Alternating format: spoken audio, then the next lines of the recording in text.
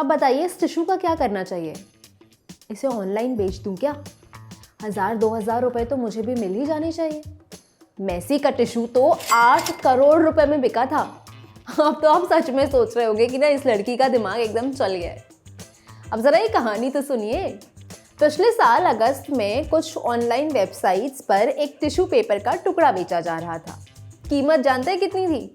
कीमत थी $10 लाख, यानी तकरीबन 8 करोड़ रुपए। जब नीचे जाकर इसका डिस्क्रिप्शन पढ़ा ना तो उसमें दावा किया गया कि ये वही टिश्यू है जिसमें लियोनेल मेसी ने अपने आंसू पोंछे थे और नाक भी पोंछी थी। बेचने वाले ने इस टिश्यू को ये कहकर बेचने की कोशिश की कि इसमें मेसी का जेनेटिक मटेरियल है। हुआ यूं था कि अगस्त 2021 को मेसी ने एक प्रेस कॉन्फ्रेंस की जिसमें उन्होंने बार्सिलोना क्लब को छोड़ने का ऐलान किया। वो पल सभी फुटबॉल फैंस के लिए काफी इमोशनल और शॉकिंग था। बोलते हुए खुद मेसी की आंखें भर आई थीं। उनकी पत्नी एंटोनेला रोक्कूजो बगल में बैठी थी। उन्होंने एक टिश्यू पेपर मेसी की तरफ बढ़ा दिया। इस टिश्यू से मेसी ने अपने आंसू पोंछे और नाक भी पोंछी।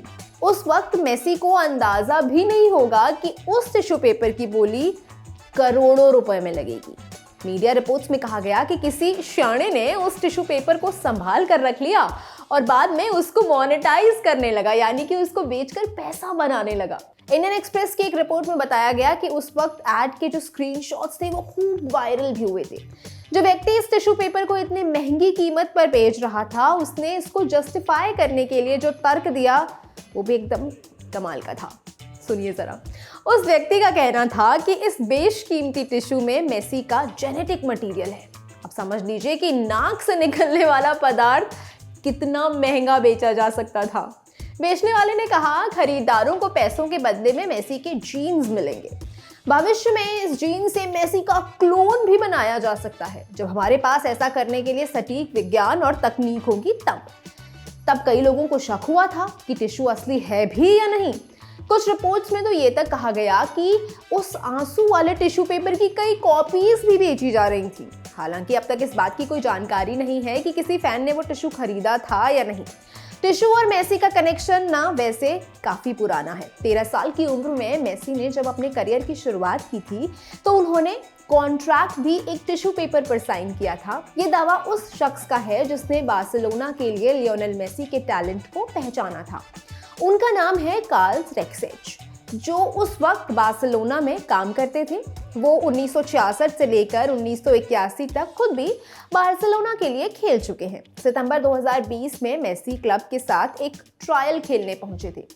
कार्ल्स ने द गार्जियन को एक इंटरव्यू में बताया कि वो जानते थे कि मेसी बहुत टैलेंटेड है और वो मेसी को किसी हालत में जाने नहीं देना चाहते थे। उन्होंने बताया कि कुछ ही मिनटों में उन्हें पता चल गया कि मेसी खास है। इसी वजह से उन्होंने मेसी से टिश्यू पर ही कॉन्ट्रैक्ट साइन करवाया था।